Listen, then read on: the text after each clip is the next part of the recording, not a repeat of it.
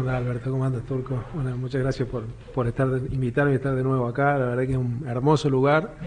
Creo que el lugar lo hace la onda que se genera cuando charlamos de la realidad, de la provincia, del país. La verdad que muy cómodo estar acá. Bueno, hoy a la mañana hablé con Guillermo, ayer también.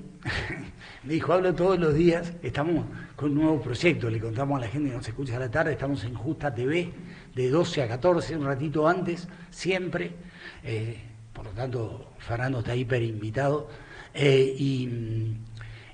Bueno, ayer hablamos, hoy hablamos.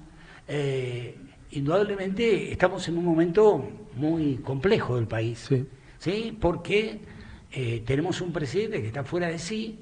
Lo que pasa es que nosotros lo dijimos mucho antes, inclusive que asumiera, por lo menos lo dijo Guillermo y yo lo suscribí porque lo conocíamos, y empoderado, este presidente se transforma casi en un mono con una ametralladora que es capaz de hacer cualquier tipo de cosa, sin ningún tipo de culpa. No tiene culpa. Es decir, es un sentimiento que no lo invade. Porque viste que la culpa, digo, vamos a hablar un poco, a ponerle rigor científico Sí, a esto. tal cual. La culpa es un freno inhibitorio, ¿sí? Sí, forma parte de una formación social o sociológica que te permite interactuar con tu prójimo. Claro. Y acá voy a discrepar, porque hubo una consecuencia después de la opinión que vertimos en relación a la constitución de la psicología de Milei, y que también es la constitución, según Freud, de los seres humanos, de las personas, porque cuestionaron que yo como cardiólogo había dado una opinión en psicología, como diciendo, en un momento oportunamente se lo cuestionó, ¿te acordás a Nelson Castro cuando hizo un diagnóstico sobre Cristina? Sí. Bueno. Nelson Castro es médico, ¿eh? Claro, es médico, por eso. Entonces salió un psicólogo a cuestionar que un médico daba un diagnóstico o una apreciación diagnóstica sobre lo que en este caso Milei representaba. Y lo jugoso de esto es que los médicos cursan psicología para poder obtener su título. Es decir, nosotros no es que somos especialistas en psicología, pero sí cursamos psicología y podemos hacer una evaluación. De hecho, la hacemos con los pacientes, con las personas cuando se sientan en el consultorio, y uno puede ver el perfil psicológico de esa persona. Por eso nos sentimos con la autoridad de poder decir, en este caso, como hicimos el análisis la otra vez de la constitución psicológica de Milei, que era el gobierno del ello, porque era el gobierno sin filtros, sin frenos inhibitorios, como decís vos. No, digo, lo lamentable de eso es que esa manera se ha trasladado.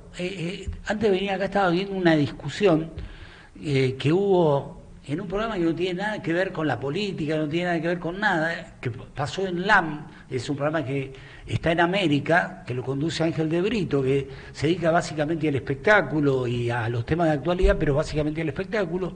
Estaba en carácter de invitada Karen Reijard, y estaban hablando del tema de lo que se pretende hacer en cuanto a los lugares donde se albergan animales y demás. Hay un proyecto, ella se dice proteccionista, y en realidad, bueno, atrás de todo este tipo de cuestiones también hay un negocio, porque hay perros que se venden, bueno, y empezó a insultar a una de las personas que la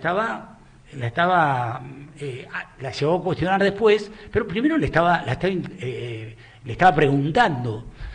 Ese modelo de odio, que es un modelo que está pensado, ¿sí? Que está pensado, es decir, lo de Trump diciendo barbaridades no es casual, lo de Milei diciendo barbaridades es menos casual, pero no es casual. Forma parte de la misma escuela. Forman parte de la misma escuela, que es la de generar precisamente enfrentamientos esos que no tienen retorno, ¿sí?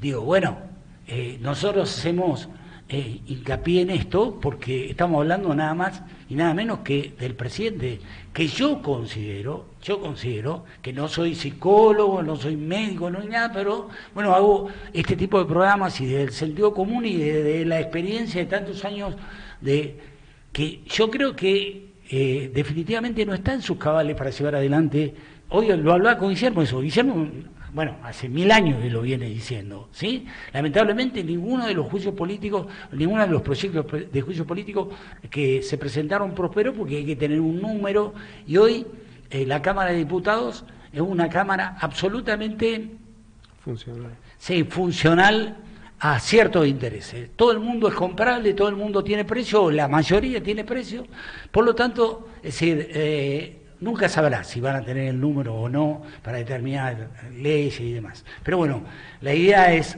escucharte a vos. Yo que simplemente como empecé con esto no sabía que te habían cuestionado por lo que habías dicho, me parece Sí, horrible. está bien, no, pero está bien porque de paso sirve para instruir al lector o al que revisa las redes y las opiniones.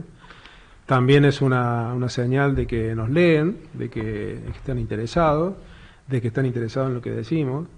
Y en esto que decimos, y esto puntualmente que estás diciendo vos con respecto a los gestos políticos que tiene la conducción de Milei y su séquito, sus ministros, el grado de crueldad que manifiesta, el grado de falta de sensibilidad social, se va traduciendo en algo que es tan sensible como la salud. Y es algo en lo cual yo me muevo cotidianamente, porque es lo que hago, es donde mayor experiencia he podido recoger en el paso de los años. Y recuerdo algunas situaciones parecidas en la época de Alderete, te estoy hablando del 99 por ahí, Sí. y yo en ese momento estaba en Buenos Aires. Y ahora lo que está pasando con el PAMI, que es realmente grave, por decir gravísimo en realidad. Porque lo que hace el PAMI es dejar de financiar las prestaciones médicas en el tercer nivel de aplicación, que serían todos los procedimientos de alta complejidad. ¿Qué es lo que hace? ¿Cuál es el mecanismo? Autoriza los procedimientos para hacer, el prestador los hace, los informa, porque cada prestación vos tenés que informar qué es lo que hiciste. Tiene un código, informás el código, subís los documentos que necesitas para convalidar el código que subiste, subís los informes que son auditables porque son informes con imágenes. Las imágenes son inalterables porque tienen una correlatividad con el número que entrega la máquina, es decir, es imposible de adulterar o de cambiar.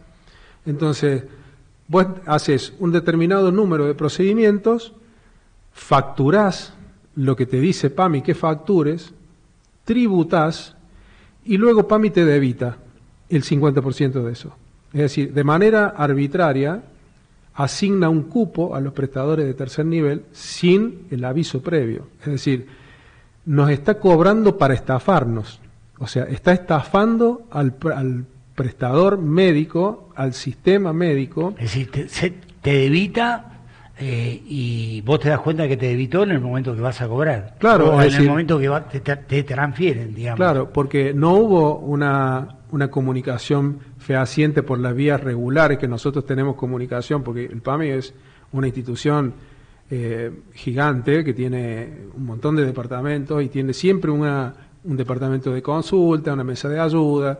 Tenés un montón de herramientas para interactuar con la institución, con PAMI, de manera comunicacional, para aclarar cuestiones de pacientes, de prestaciones, etcétera. Entonces, hay un montón de vías para informarle al prestador que a partir de una determinada decisión se decide implementar cupos. Nunca se avisó a ningún prestador, de hecho, le está pasando sistemáticamente a todos los prestadores con los cuales hablo, porque también es una cosa que nos está sucediendo a nosotros. Entonces, por ejemplo, de 60 procedimientos que nosotros hacemos todos los meses de pacientes de PAMI, que son procedimientos ineludibles, porque tiene que ver la vida, porque por ejemplo cuando se tapa una arteria o cuando el médico sospecha que se tapa una arteria, existe un riesgo real de vida, o un riesgo real de perder un miembro inferior, un riesgo real de tener un accidente cerebrovascular, o de tener un infarto y no poder resolverlo. Es decir, lo que está haciendo es cortar por la mitad la cantidad o la asistencia de los pacientes del PAMI.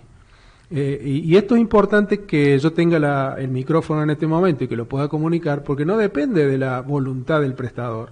El prestador se dedica a eso, el médico se dedica a trabajar de médico. Entonces, el PAMI lo que hace es cortarle la cobertura al afiliado, es decir, a la gente que tiene riesgo de vida y que se está muriendo. Cuando hablábamos antes de que esto era una muerte programada, esto ya dejó de ser programado para ser intencional. La verdad que esto tiene connotaciones judiciales graves, tanto para la institución como para el gobierno que toma las decisiones. ¿Y cómo se resuelve esto? Porque, digamos, no digo que este sea tu caso, pero vos tranquilamente podés algunas prestaciones no realizarlas porque no te resultan, es imposible de poder sostenerlas. Es decir, se me ocurre, qué sé yo. ¿No? Claro, trabajar a pérdida es anticonstitucional, es decir... Sí, por eso digo a eso, trabajar a pérdida. Claro, nosotros no podemos trabar a pérdida. Porque además te están quitando el 50%, claro, ¿no? Porque, no es que te están quitando el 8%. No, el 50% de las prácticas, es decir,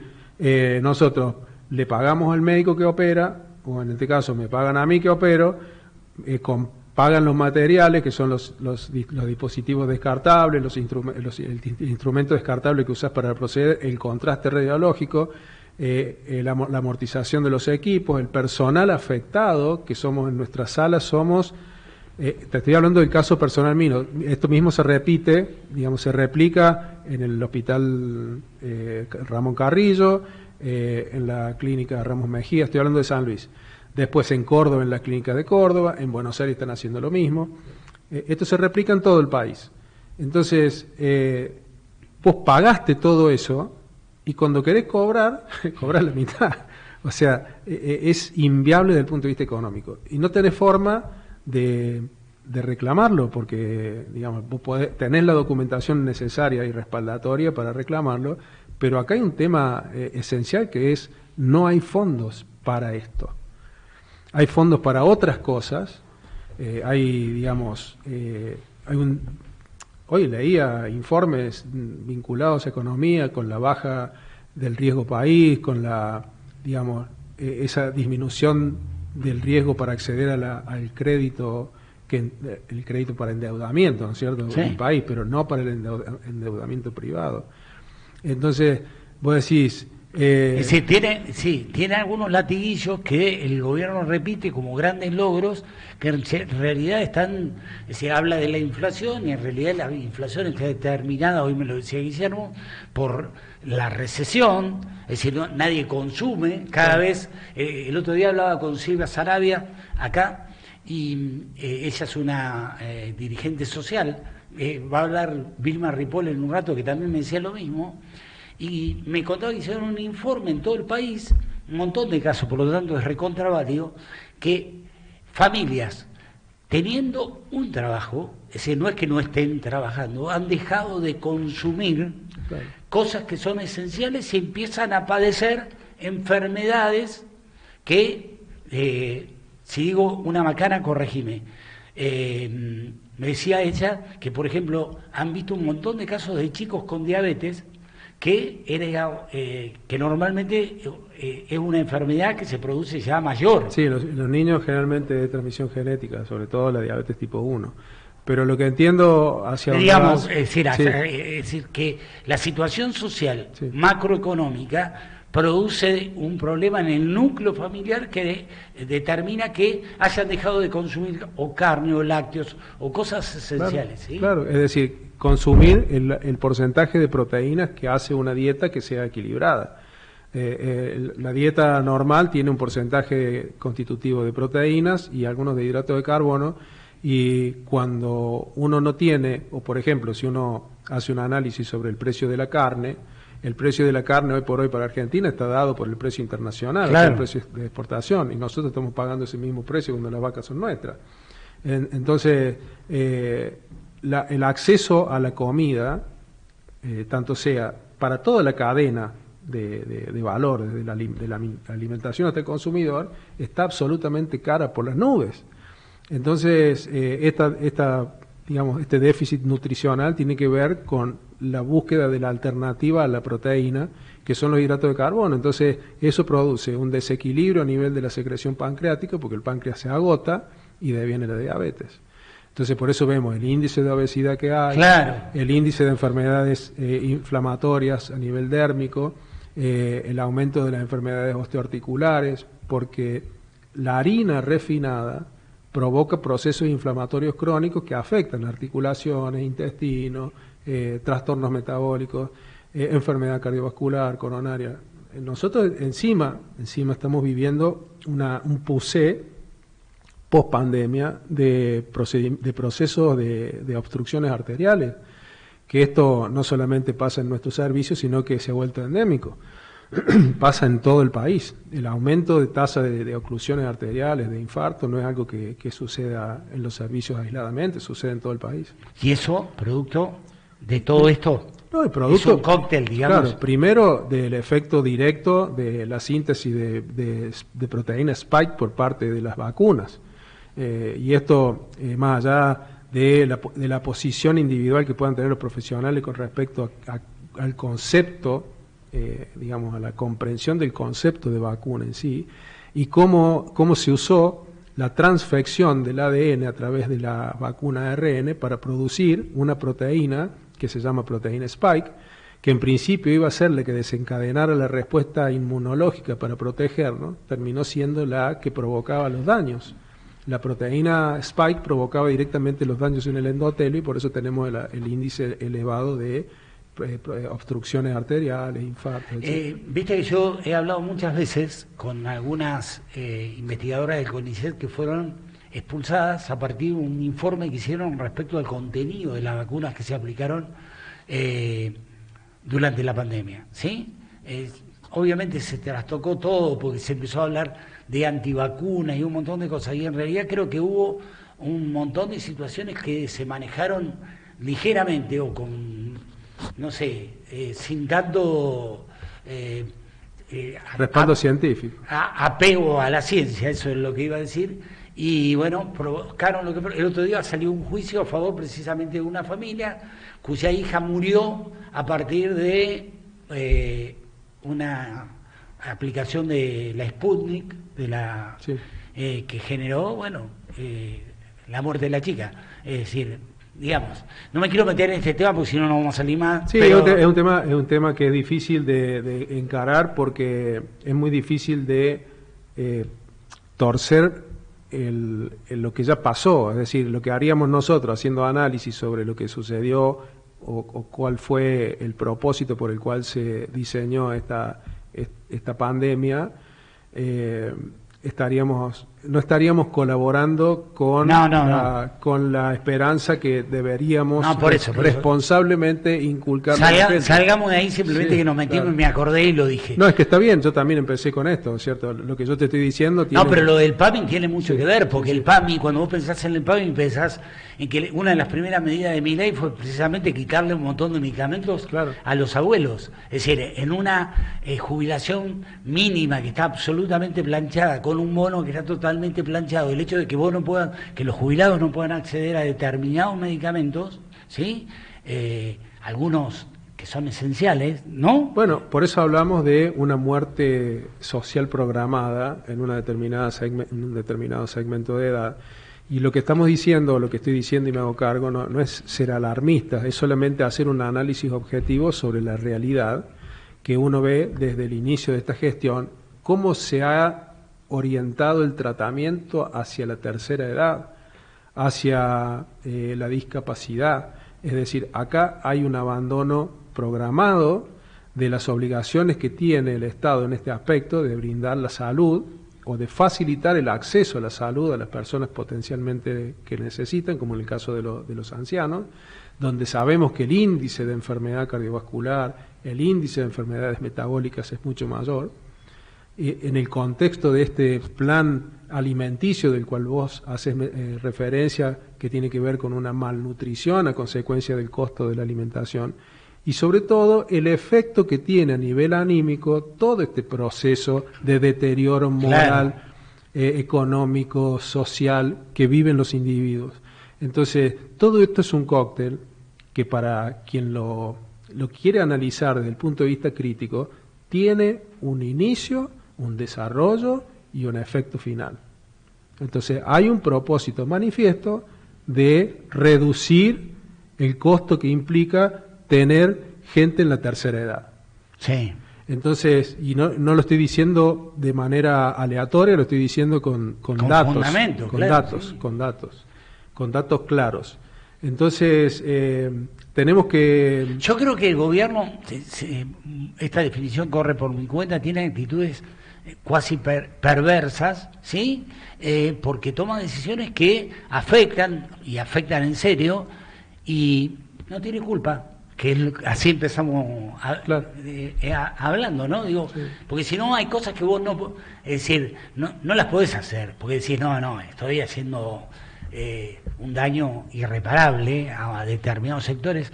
Lo que yo digo es que hoy estamos frente a un cóctel de cosas que nos están pasando que inevitablemente tenemos que ser capaces de modificar. Bueno, ¿cómo revertimos esto? Porque nosotros hablamos e Y hicimos... hay que hablar en positivo. Claro, estoy de acuerdo. hicimos un análisis pormenorizado de la realidad, usamos una de las facetas constitutivas del funcionamiento del Estado en pos del cuidado de la población, en cuanto al rol de la economía como eje de justicia social, cómo no se está usando eso para desarrollar la justicia social. Entonces, ¿cómo haríamos nosotros en el próximo gobierno peronista para revertir esto? Y esto tiene un hilvanamiento, una secuencia de hechos que tienen que ver con la reindustrialización y el uso del trabajo como ordenador social, y el uso o la necesidad imperiosa de volver a constituir entidades gremiales sólidas, Claro. que sean los que administran las obras sociales y el sistema de cobertura de los trabajadores. Es muy importante, y vamos, yo digo esto y van a salir un montón de detractores a decir: no, pero los sindicalistas esto, los sindicalistas los otros, que viven como reyes, y los trabajadores. O sea, no se le puede cuestionar a los sindicatos la manera como ellos han manejado el área de la salud en cuanto a la cobertura de los afiliados de los distintos gremios que representan. Ellos son los mejores administradores en el ámbito de la salud, porque el circuito es, el trabajador tributa en formularios, ese formulario se imputa al ANSES, y el ANSES distribuye a las obras sociales, a los gremios, para que los gremios contraten con las obras sociales y se encarguen del trabajo de auditoría, de supervisión de las prestaciones, de autorizaciones. Son administradores de ese ámbito. Entonces, ¿cómo revertimos esto? Y tenemos que volver a estimular el trabajo, para que el trabajo formal, porque el trabajo formal es el que genera este círculo virtuoso que permite... Yo creo que ese es uno de los grandes debates, sobre todo que tiene el peronismo hoy. Es decir, el peronismo indudablemente es el cambio a esto que estamos viviendo hoy. El tema es que aparecen enfrentados dos modelos, ¿sí? Estoy hablando a nivel nacional, ¿no? Es decir, por un lado aparece, dos modelos que parece que va a ser muy difícil que se puedan encontrar. Sí. ¿Sí? Lo digo esto y me produce un profundo dolor, porque yo sé que la alternativa a todo esto, para modificarlo y para que rápidamente la cosa cambie, es a través del peronismo, no es a través de ninguna otra fuerza política. El tema es que las dos principales referencias que tiene el peronismo están encontradas. Sí. ¿Sí? Axel Kicillof, que apuesta a la globalización, a la renta básica universal y a un montón de cosas, y por el otro lado hay un sector que apuesta a la reindustrialización, a la recuperación del trabajo, a aquellas cosas que, bueno, históricamente han sido banderas del peronismo, ¿no? Digo, tener trabajo es tener justicia social es tener la posibilidad de que todo el mundo pueda estudiar, que las universidades públicas sean un lugar lleno o de donde emerjan oportunidades para un montón de gente que si no, no la tendría. ¿Viste? Tenemos en discusión cosas hoy que pensé que no la íbamos a discutir más, ni Macri se animó a tanto, ¿sí? Bueno, ha sido una consecución de eventos con el mismo objetivo y progresivamente hasta llegar hasta donde estamos ahora. Yo creo que el peronismo es la alternativa porque largamente ha demostrado la sensibilidad. De hecho, la doctrina peronista tiene una fuerte inspiración en la doctrina social de la Iglesia. Claro. Entonces, Perón era un humanista. Entonces, la concepción de la justicia social y del trabajo como ordenador tiene que ver con todos los aspectos que son importantes para la constitución de la unidad social por excelencia, que es la familia. Y el trabajo como ordenador desde la perspectiva de la esperanza, porque podés programar un futuro, podés darle una cierta seguridad de poder cumplir con el rol social que tiene cada uno de los integrantes de la familia y de poder ser el ejemplo que inspira a los hijos para poder perpetuar este círculo virtuoso. Entonces, lo que uno por ahí discute y discrepa con esta tendencia de las escuelas europeas, como la escuela austríaca, en donde vienen disciplinas como el progresismo, la socialdemocracia, que han demostrado largamente su fracaso en la gestión y en la implementación en la Argentina, es precisamente esto que hablabas vos de la renta básica universal. ¿Y qué hacemos con la gente sin trabajo? ¿Qué hacemos cuando la inteligencia artificial o la robótica reemplace el trabajo del ser humano? ¿A quién le van a pertenecer los robots? ¿De quién van a ser? ¿Van a ser de los dueños de los capitales o van a ser de los trabajadores? Entonces, si lo que uno apunta es al bien pasar o al bien vivir o a la mejoría de la calidad de vida de los trabajadores, esto tiene que pertenecer a los trabajadores, no a la parte empresarial o a la parte del capital. Y esto no es por poner en roles antagónicos una cosa u otra. El capital complementa o se complementa con el trabajo. Es una simbiosis, digamos, indisoluble. Así que tenemos por delante un desafío enorme, ¿eh? Sí, sí, y yo noto con gusto, o sea, puedo chequear, digamos, cómo progresivamente algunos colegas en distintas ramas han empezado a involucrarse en ese aspecto. Y sobre todo a poner la cara, porque una cosa es involucrarse desde la opinión, pero otra cosa es poner la cara en defensa de la idea y de un proyecto político colectivo en las distintas disciplinas. Puede ser el peronismo, puede ser, no sé, el progresismo, lo que sea, pero aparecen personajes que defienden su postura con una imagen, con su cuerpo, ponen el pecho a esto. Esto es muy valorable. Sí, yo creo que la vehemencia tiene que ver también con la magnitud de lo que estamos padeciendo, digamos. No es cualquier cosa. Me parece que todo lo que viene tiene que ser refundacional, porque estos tipos estropearon o hicieron daño en muchas cosas, en muchos aspectos. Es decir, hoy en la mañana hablaba con el ministro de Educación de la provincia, ¿no? Viste que la educación creo que es la base de todo, ¿no? Es decir, la salud y la educación siempre ha sido para todos los gobiernos, sobre todo los gobiernos nacionales, y los provinciales también, un elemento decisivo, porque tiene que ver con cuestiones básicas. La educación, sobre todo en este tiempo de cambio, donde la tecnología penetra de una manera violenta, como a través de la IA o a través de todos los otros elementos que existen.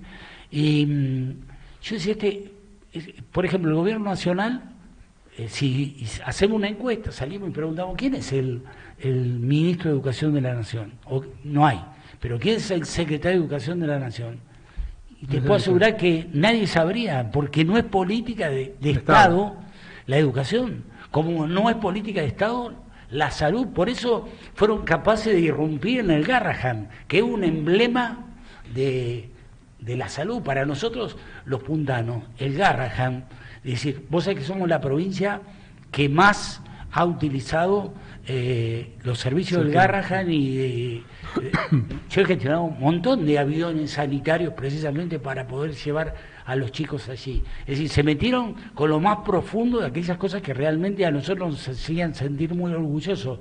La universidad pública, el Garrahan, el hospital público, ¿no? Digo, y todo ese proyecto de, digamos, de reconstrucción de este tejido que se deterioró en los últimos 15 años a esta parte, se deterioró progresivamente, digamos, está fundamentalmente basado en la reconstrucción desde esos ejes, desde la educación, desde la salud, digamos, con un propósito que es el desarrollo de la sociedad a partir de un proyecto de país.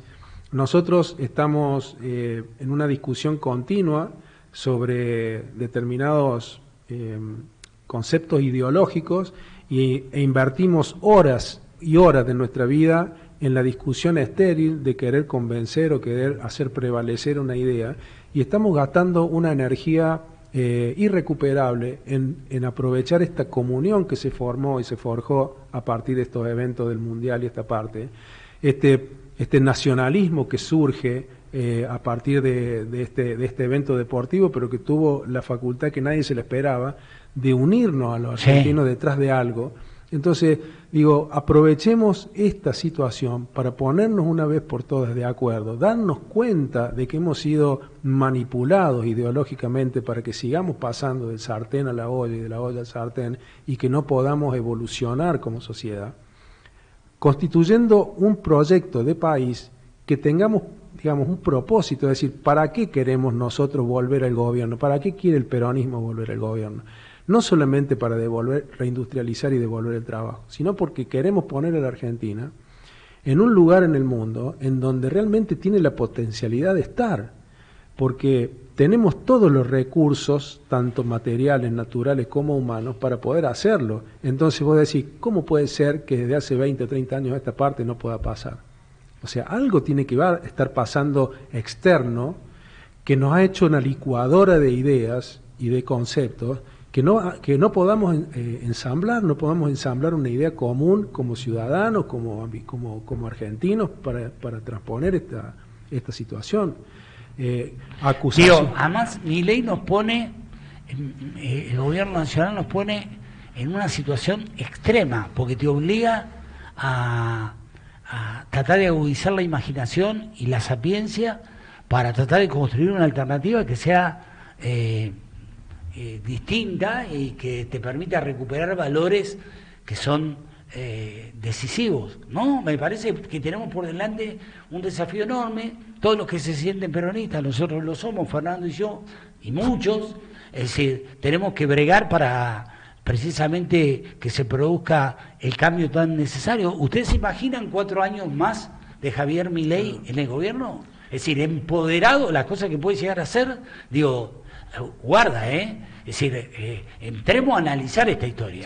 Entremos a analizar. Sí, hay actores externos, como vino esta supervisión de Georgieva. De Cristalina Georgieva a supervisar nuestros recursos naturales y a revisar los espineles. Hablan de que ellos, digamos, prevén una continuidad de este método, de este modelo. Entonces depende de nosotros, y yo creo que la gente cada vez se va convenciendo más, porque lo vive en carne propia, lo está sufriendo en carne propia, de que este no es el medio o el método para cambiar la historia de la Argentina, para cambiar el destino sobre todo de la Argentina. Entonces, esto el sábado estuve en una reunión en San Luis con un grupo de compañeros peronistas de San Luis. Está hablando, ¿sabes de quién le estoy escribiendo? Facundo Manes. Ah, mira. 12:30 va a estar en nuestro programa. Está bueno escucharlo, sí. Facundo. Perdóname. Sí, no, te contaba esto de que tuvimos una reunión con los compañeros y todos estaban compelidos con esto de que hay que unirse y que hay que juntarse para ganarle a Milei. Y cuando tuve la oportunidad de hacer una locución en relación a presentar presentarme y bueno, exponer un poco cuál era el proyecto de San Luis en mi candidatura a gobernación. Y le decía que el propósito no es unirse para ganarle a Milei, porque si nosotros volvemos a hacer eso, o sea, primero ganemos y después vemos. No. Nosotros tenemos que, la sola manera de plantear nuestros proyectos, la sola posibilidad de plantear un proyecto que la gente lo escuche, lo entienda y acceda a leerlo, por ejemplo en este caso, que es lo que yo estoy justo mostrándote acá, que es el proyecto Horizonte Cuyo, así como plan de gobierno para llevar adelante el modelo de país que queremos. Ese es el verdadero propósito para el cual el peronismo se tiene que unir, para transformar la actualidad de esta provincia en este ámbito regional dentro de un proyecto nacionalista que haga que el mundo que tenemos hoy por hoy a favor nos permita volvernos competitivos y poder ser un protagonista de nos va a costar laburo, pero no es imposible. Por lo tanto, este Horizonte Cuyo, que es esta idea que viene desarrollando Fernando desde que empezó con esto y que tuvo su corolario con bueno, la bendición, digamos, sí, de Guillermo, de que seas el candidato a gobernador de Principios y Valores, es decir, un espacio que tiene como representante a Guillermo Máximo, que es un tipo que tiene principios y valores, ¿sí? Por lo tanto, me parece buenísimo que estés laburando. Contame un poquito de esto, ¿sí? Sí, un poco lo hemos hablado en otros programas. Sí. Tiene No, pero ahora lo tenés acá. Está, sí. Está plasmado, mírenlo, Horizonte Cuyo está acá. Sí, sí, lo traje porque, digamos, lo hice imprimir porque esta noche en la reunión que tenemos en la sede, le prometí a los compañeros... ¿Ahí en la Tucumán? Sí, Tucumán 85. Le prometí a los compañeros que íbamos a dar lectura un poquito a lo que es un boceto y sobre todo una revisión doctrinaria de lo que es el proyecto en sí.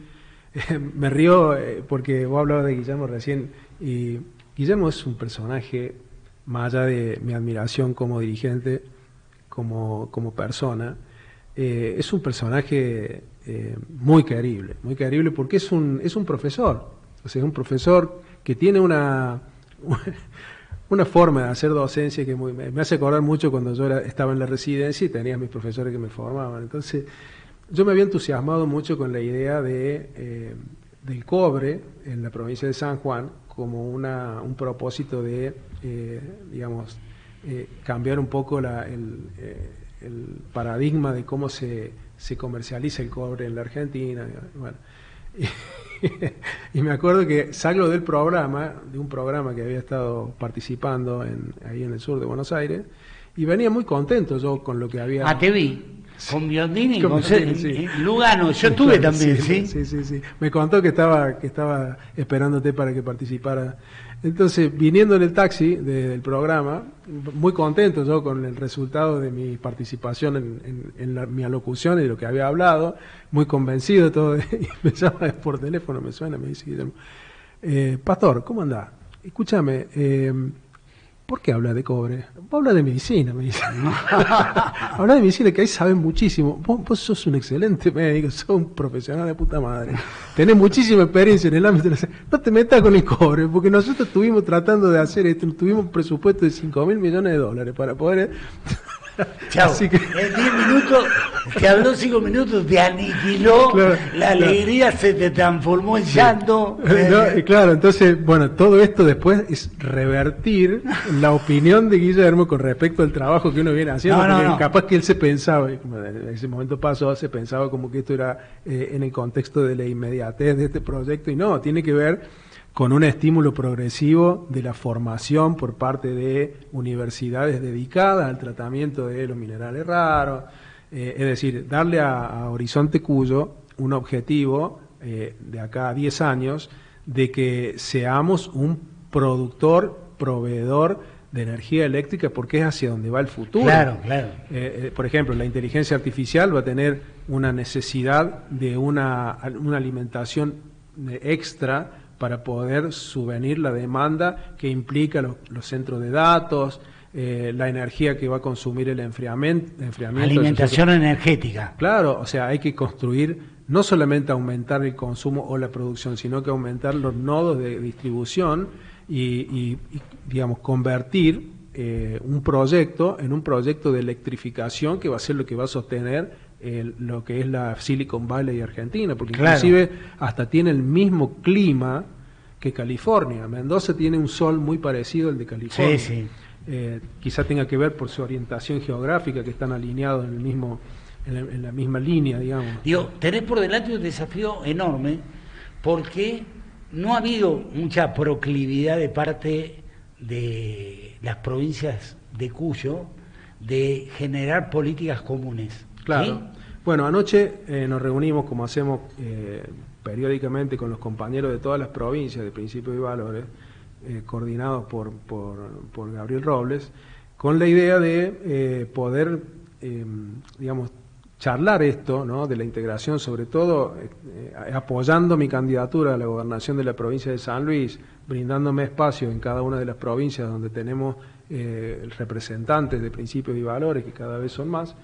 Entonces hablábamos con los compañeros de Mendoza y analizábamos que uno de los motivos por los cuales la promoción industrial se fue diluyendo en San Luis fue precisamente la oposición de las provincias cuyanas, claro, de este favoritismo en cuanto a la exención impositiva.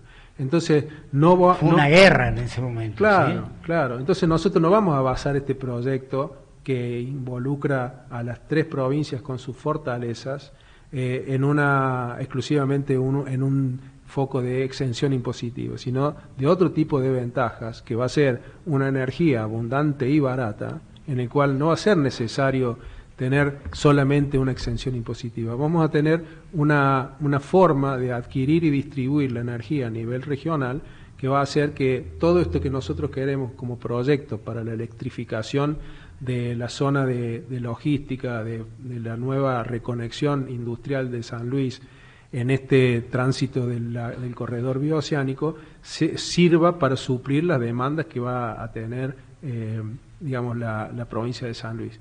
Y que inevitablemente va a suceder, sí, digamos. Sí, va a haber una mayor demanda, eso es inevitable, porque bueno, las cosas necesitan de energía para funcionar. Claro, ¿sí? Si vos te pones a ver todas las fábricas que hoy por hoy no están trabajando o no están consumiendo energía, también existe un desgaste y una necesidad de reconexión y renovación de todo lo que son los circuitos cuando vos pongas de nuevo el aparato productivo a funcionar.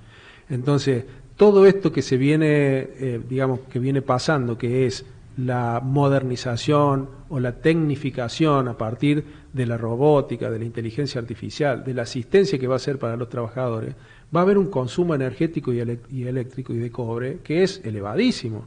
Entonces, por eso tiene que ser un proyecto contemplando desde la formación de recursos humanos en las universidades para la explotación, la síntesis y sobre todo la utilización de los recursos naturales genuinos de la provincia, de Cuyo, para subvenir esas demandas aumentadas. Ese es el espíritu del proyecto Horizonte Cuyo, y eso es lo que nosotros queremos presentar como proyecto para San Luis, inserto dentro de la región en este modelo nacionalista. Realmente a mí, digo, cuando me lo contaste me pareció súper interesante. Ojalá que encuentres receptividad, que no tengo ninguna duda, porque además de este tema tenemos que hablar, sí. Es inevitable, es decir, sí. Por más que no querramos, tenemos que hablar de ver cómo hacemos para resolver el problema que nos va a demandar el mundo que viene, ¿no? Esto sí. Forma parte del mundo que viene. Exacto, es decir, la proyección de un San Luis a 20 años, ¿no es cierto? Así como hay una agenda 2030 que se intenta cumplir, pero con alta resistencia, porque la gente no está de acuerdo, porque tenemos un país por donde pasó Perón y Eva, entonces esto de la renta básica universal no es algo que sea viable acá. Acá el trabajo va a seguir y va a seguir siendo además digo, el trabajo dignifica. Nosotros crecimos pensando eso, ¿no? Es decir, que tener trabajo dignifica. Bueno, es decir, Perón lo planteó en esos términos, por eso es decir, se hicieron todas las cosas que se hicieron, y el peronismo se nutre básicamente de eso. Gobernar es generar trabajo. Y lo dice la Biblia: ganarás el pan con el sudor de tu frente. Por eso, entonces, por eso hablo de la vinculación formulación de la doctrina social. Déjame preguntarte algo que no tiene que ver con esto, pero que me interesa y no lo hemos hablado. Sí. No con el ánimo de generar ninguna controversia, pero, digamos, en el peronismo, vos, Maxi, Toti Videla, otros dirigentes, son la nueva camada del peronismo, es decir, el peronismo que empieza a mostrar otros dirigentes. Ayer me consultaron y yo conté, es decir, porque estuve ahí, porque lo he visto a Adolfo y Alberto confrontando de una manera, uno le dice mentiroso al otro, cosas por el estilo, ¿sí? Yo que conozco la relación de adentro, a mí no me sorprende, pero para afuera sí debe ser muy fuerte verlo, ¿sí? ¿Por qué crees que siguen insistiendo con cosas cuando ellos podrían estar hoy formando parte de ese consejo de mayores que de alguna manera, es decir, le permita a todos tener la expertise que ellos han desarrollado y ser mejores dirigentes? Digo, ¿ellos no deberían trabajar para eso en lugar de combatir tanto como lo están haciendo? Sí, yo... No te quiero meter en el tema, pero es inevitable. Lo que pasa es que si no te metes y no opinas tampoco, estás siendo un tibio. Entonces tenés que, así como te involucras en un proyecto político y de representar una idea y un partido político, también tenés que tener una opinión formada de por qué o cómo tus, digamos, eventualmente opositores políticos, en este caso no sería un opositor político porque estamos dentro del peronismo, pero a ver, te lo voy a hacer en un ejemplo gráfico que lo vas a entender perfectamente, porque me pasa a mí como cuando discuto con mi papá, ¿me entendés? Sí. Mi viejo ahora tiene 92, pero desde los 80 años esta parte, que más o menos es el rango etario de Adolfo, sí. No hay forma de hacerle entender que las cosas son diferentes a como ellos lo creían que era. Entonces, para ellos y su estructura, que hoy por hoy conservan la lucidez, son tipos inteligentísimos, han sido muy buenos alumnos y mejores promedios en la Universidad de Buenos Aires, han sido excelentes, como hablábamos el otro día del discurso de Alberto en el 93 en el Senado de la Nación, la verdad que yo me quedé sorprendido gratamente de la fluidez y de la velocidad de ideas y sobre todo del temple en cómo dirigir. A ver, son cosas que son incuestionables, pero también es incuestionable el paso del tiempo. Claro. También es incuestionable porque desde el punto de vista médico yo los veo y los analizo y digo, mi cabeza funciona como un médico que establece evaluación, diagnóstico y pronóstico, casi de manera automática. Entonces yo sé que por más que tenga una muy buena salud una persona de 80 años no tiene un rango de vida, digamos, útil desde el punto de vista del aporte a la sociedad a esa edad. A esa edad tiene que aportar la experiencia, porque la gestión implica un desgaste físico que va a ser insalubre para él, y esto es para ellos, y esto es para cuidarlo, no para decir ustedes no son capaces. Claro. Es para cuidarlo, es decir, son tipos muy valiosos, pero desde el consejo, desde la experiencia, para decirte, mira, acá hay un pozo que yo vi en el año tanto, no te pases por ahí que vas a meter la pata y te va a quebrar. O sea, para ese tipo de experiencia. Entonces... Además son tipos que a los cuales vos le podés atribuir, porque en realidad fue así, que fueron los gestores de la transformación de San Luis. Sí. Es decir, San Luis dejó de ser una provincia de paso para transformarse en una provincia donde todo el mundo quería vivir. Sí. Hace algún tiempo vos ibas a Buenos Aires y nosotros habíamos acuñado una frase, otro país, ¿sí? San Luis, otro país. Sí. Asignarme la autoría. Sí. Me contó que fuiste vos el autor intelectual. Y bueno, y digo, y vos te subías a un taxi en Buenos Aires y te decía, yo me quiero ir a vivir a San Luis, a vos te tiene que haber pasado. Sí, tal cual. Sí, yo en esa época, cuando estaba en auge San Luis, yo vivía en Buenos Aires en ese momento, o sea que escuchaba lo que vos me estás diciendo, yo lo viví.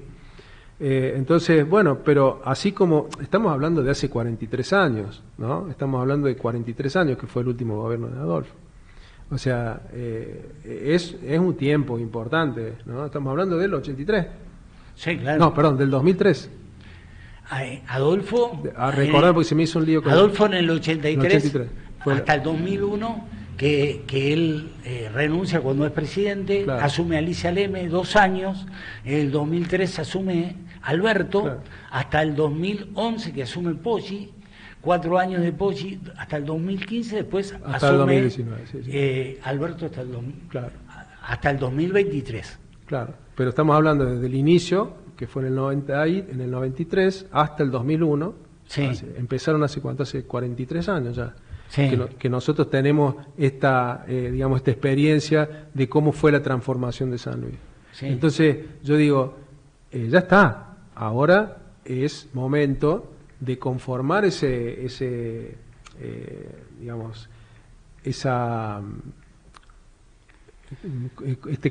experiencia llevada al consejo de los nuevos dirigentes que ayuden a gestionar la provincia. Lo que pasa que Consejo de Mayores, no me salía la palabra. Te lo preguntaba, y el tema, yo me distraje porque le estaba contestando a Facundo Manes, ¿sí?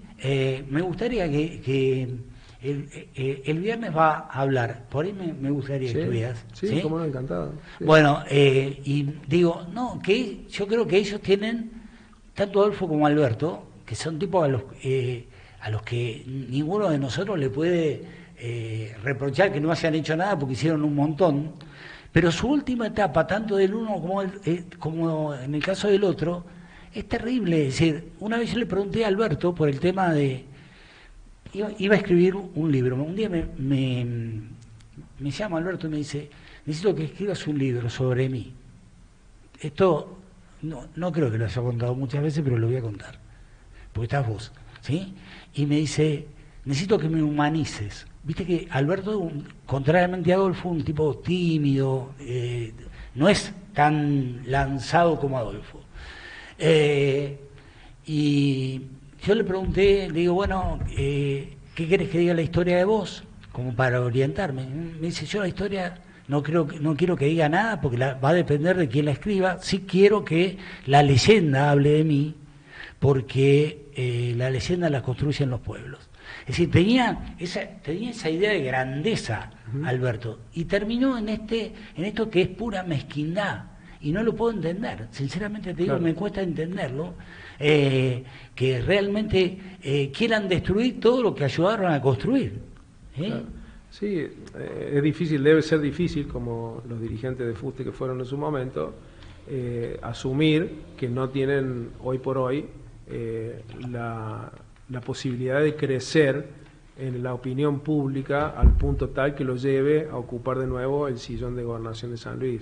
Yo creo que ellos eso lo saben, creo que lo saben también de su caudal de gente que los sigue y los quiere, porque vivieron una época... Pero no los vota. Pero no los va a votar de nuevo porque saben que, o sea, es una cuestión de sentido común. Lo que sí tienen un desafío, lo que sí tenemos un desafío somos los dirigentes más jóvenes, los dirigentes que están en la gestión hoy por hoy, porque, digamos, y sobre todo los que están en la gestión, sobre todo Poggi, que está en la reelección, va a tener que explicar en esta situación de gravedad económica que vive la provincia, cómo va a ser para solventar los gastos de la campaña electoral, para revertir la imagen que ha ido construyendo a consecuencia de medidas que son, de punto de vista económico y social, antipáticas. Entonces, va a tener que demostrar de dónde van a salir esos fondos para bancar la campaña, porque hoy por hoy no se puede distraer un peso para esas cosas.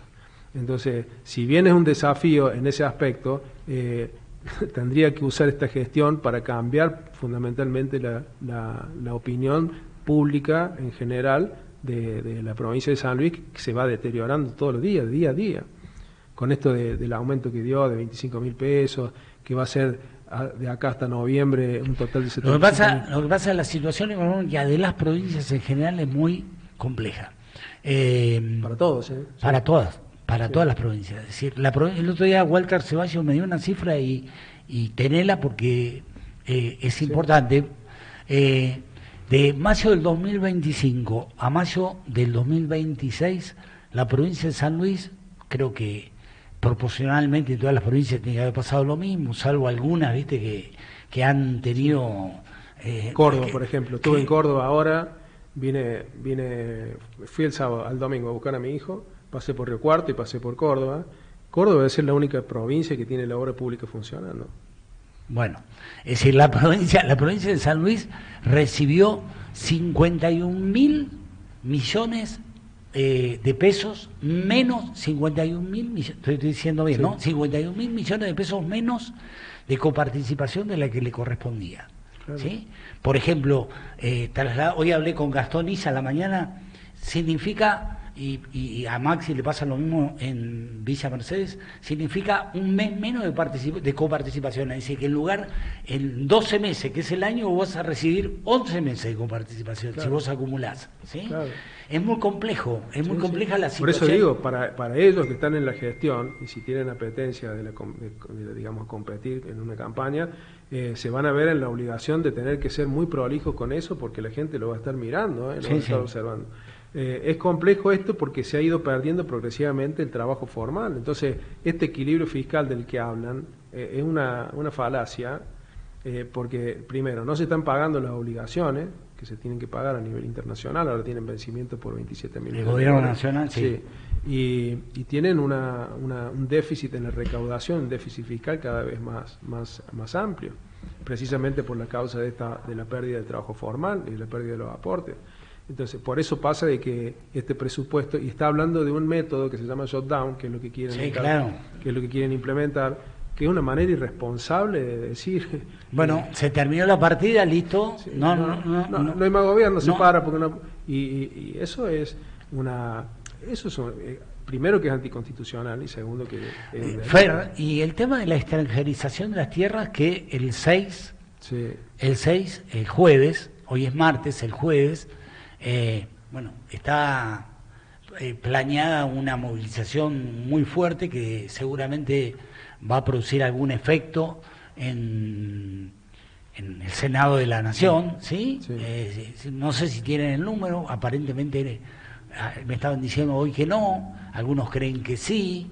Si no tienen el número seguro, seguramente se va a caer. Sí, se va a caer. Es demasiado, ¿sí? Se va a caer porque, digamos, viene impulsada a partir de tocar la sensibilidad popular en este momento crucial que venimos de esta cuestión que te digo yo hace poco, de este realce del nacionalismo con respecto a esto de la defensa de las tierras y entonces del tema Malvinas. Entonces yo creo que digamos, va a haber una presión social muy importante para lo que son los representantes del pueblo. Digo, esto, encuestas, ¿no? Digo, viste que yo siempre hablo con Tito, que es amigo, con Raúl Timerman, bueno, y con varios, pero con ellos, con Chila, Wilker, digamos, que son de los consultores más conocidos, ¿no? Son dos, a mí... conmigo han sido muy generosos en el sentido de permanentemente nutrirme de... El tema para Milei se le complica en cuanto a lo que son sus pretensiones porque está perdiendo la confianza. Y además dice cosas que son increíbles. El otro día con Majul, no sé si lo viste, dijo respecto a la morosidad que tienen la mayoría de las familias. Sí. Y dice, bueno... Nadie le puso un revólver en la cabeza para endeudarse. Nadie le puso un revólver. Claro, sí. Vos, hermano, era para decirle, ¿sí? Por supuesto no se lo dijo. Vos le pusiste un revólver en la cabeza, no pusiste un revólver a todos, porque a todos nos llevaste a una situación que es de muy difícil retorno, ¿no? Sí, bueno, eso confirma no la teoría, sino a ojos vistas de que no tiene registro del efecto de lo que dicen y de lo que hacen sus palabras, sus decisiones, en una situación en un lugar que es el del presidente de la Nación, en un país hiperpresidencialista como Argentina. Fer, lo vamos a llamar a Diego, que nos está esperando. Estuvimos una hora hablando. Sí, muy interesante, siempre, como siempre. Se nos fue, viste que nos pasa eso, que se nos va rápido la hora, ¿sí? Así que nada, te agradezco y hagamos un pequeño corte, porque así puedo hablar una cosita con Fer y volvemos enseguida, llámalo. Bueno, déjame saludar entonces a tu audiencia, que muchas gracias por estar, por participar con nosotros y por permitirnos expresar este sentimiento. Así que muchas gracias. Gracias, Fernando.